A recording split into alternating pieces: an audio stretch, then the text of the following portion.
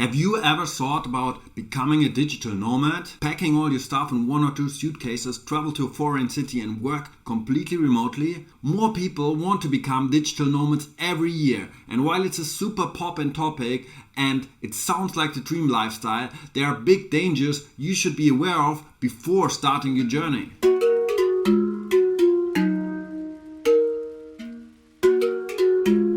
I'm a digital nomad now for more than 4 years. I became sick of my hometown and I just wanted to see the world. I wanted to travel. I wanted to learn about different cultures. I wanted to improve my English. It's, as you might hear, not my native language. And I wanted to make new friends all around the world. I traveled alone, I traveled with friends, I traveled with new friends. I made new city what I call now my home bases. I also came back to my hometown and reconsidered of becoming a digital nomad at the first place. But what I want to share with you here is that the downs that I experienced through this time have been deeper than the downs I experienced before, and while the ups have been higher than the ups before. If I want to summarize the digital nomad lifestyle, it's not particularly better or more exciting than more traditional lifestyle, but it's more vivid, right? I feel like I lived way more. Once after I traveled for 3 years, I came back to my hometown and one girl showed me a picture of which was 3 years ago and said, "Oh, time went by quick." And I was looking at her and I didn't feel like the time went by quick. I've traveled for 3 years. I've been in,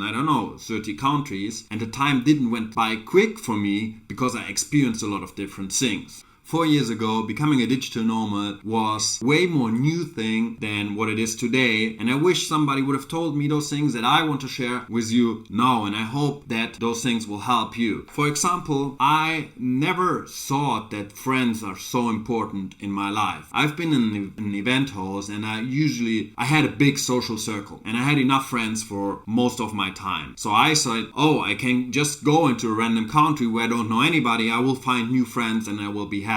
So my first place that I went to was Malta, an island in Europe, and I didn't know anybody there. So I went to a couple of events. I got into a house with 9 different people. I had my own room, but we had like 2 kitchens, and I tried to become friends with the other people. And it was, even if you might not think so, it was very, very tough for me to become friends. I was fine having conversations with them, but I didn't become friends. There's something very different from your friends that you know for a long time to friends that you know for a month or even a year. They are still my closest friends, are almost all, let's say 80%, are from my hometown, because with those I share most of my history, and some of them are traveling or went to different countries too. So the first thing I want to tell you is don't underestimate how important your friend circle is, because you will realize that later when you think it's not that important. So stay in contact with your peers, and ideally you go to a place where you know 2 or 3 people. Definitely for the start, don't go into a place where you don't know anybody. Go somewhere where you have a friend or 2, or make a vacation with one of your friends to get started in a new city. It's already a big step out of your comfort zone to leave your hometown. You don't have to make it any more difficult for you. Another issue people really underestimate is how difficult it is to work at paradise. People have already experienced how difficult it can be to work remotely through COVID, but it becomes drastically more difficult when there is a beach in front of your house, when there are party places next door, when all of your friends go out every day and you have to do work. So one of my guidelines that I usually live by is work first, because whenever I go to a place and I start to do all the fun things, to go to some sightseeing, to go to make pictures, to go to the best restaurants, to go to the bars or whatever, then you usually don't stop doing that till you really, really have to, which is not a sufficient enough way to sustain the lifestyle for a longer period. Additionally, I have to add that it's necessary to have a strict routine. So while your environment is always changing, your life can't. I mean, maybe if you're rich and you don't have to work, then you can just do whatever, but I think those people that are watching till here want to make and that's why it's called a digital nomad and not a nomad, want to make money while traveling. And for that, it is necessary that when you wake up, you have a routine of, meditating, some journaling, cleaning everything up, and sit down on your computer and answer your first emails to get into the workflow. Because I see people, they go out for coffee, they do something different every day, they book, a tennis lesson in the morning, and they just live widely. And whenever people do that, they usually don't get a lot of work done. And this is not just, for your morning routine, but also you should have a specific system in your mind of what you want to achieve. So let's call it scheduling. You have to, if you have, whatever your job is, if you're a graphic designer, if you're a video editor, and you have to do 2 YouTube videos a week and 5 TikToks a week, then you should schedule when you do that, and you should always do that at the same time. So that way you can guarantee you will do the work wherever you are. As soon as you start mixing those things around, it will become tremendously more difficult for you to sustain your work efforts at the level that your clients will be happy. You probably can hear that I sound like a very ambitious, and I give a lot of emphasis on the work, and that is because I'm super ambitious. And that was actually a challenge in my life as a digital nomad, because I went to some of those digital nomad hotspots, and I don't mean this bad in any way, but I feel like the digital nomad culture is not as ambitious in general, because their mindset is more about enjoying life. So while I want to travel and experience things, I still want to achieve something, and I want to mount it to something in my life. While others say, okay, I don't want to work 9 to 5, I want to work a little bit, I don't need to work that much anymore. I just want to go surfing, sit at the sun, and drink my coffee.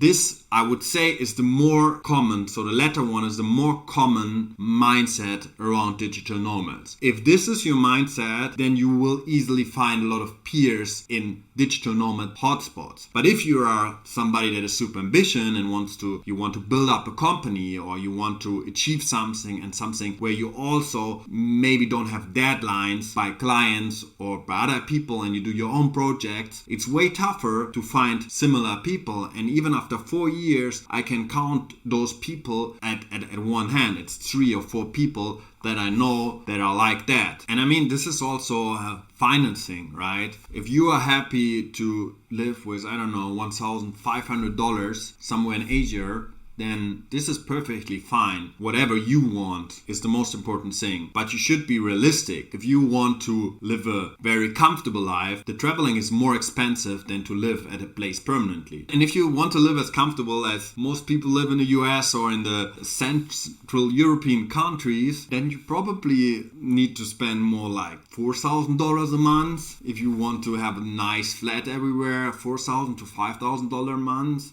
Probably if you travel full-time, you might have some tax advantages, but that really differs from country to country. And especially for US people, they probably have to pay US taxes. But the most important thing here is be realistic and don't compare yourself with other digital nomads. If you go online into Reddit and you look, hey, how much do I need as a digital nomad? And then it's, you need just $1,000 in Bali. You need $1,000 if you share your room with 3 people and if you just eat like the cheapest food every day. But you need way more than $1,000 if you want to have your own beach bungalow and want to go surfing every day and do surf lessons or whatever. So this even needs some time for you to understand, because it might be super different than to what you think it is. For example, I thought I really like kite surfing and surfing. I want to go surfing all the time. And then I found out it's actually, I don't enjoy it that much. I'm more like a competitive person. I like to play tennis, paddle tennis. I like to play these kind of sports. So this is different for me. It's different for everyone. And these are just a couple of examples of things that can go wrong if you decide, hey, I'm going to be a digital nomad. So what I recommend people nowadays is do a slow transition from, if you have a normal 9 to 6 job, try to talk to your company and ask them, hey, can I maybe just work for 4 days and I just get like 4/5 of what I had before? I want to make my own project. And then you start taking up some freelance projects. So you can start working remotely. After you work fully remotely for a month or 2, you can say, okay, I'm going to go 1 month into a country where I know some friends. And then if you like that, you do it again at another country. At one point you might like it enough to say, I don't want to go back home anymore. I'm a nomad now. I cancel my flat at home. I tell my government that I left the country and I'm not coming back in the foreseeable future, and I'm a digital nomad now. But I don't think people should just,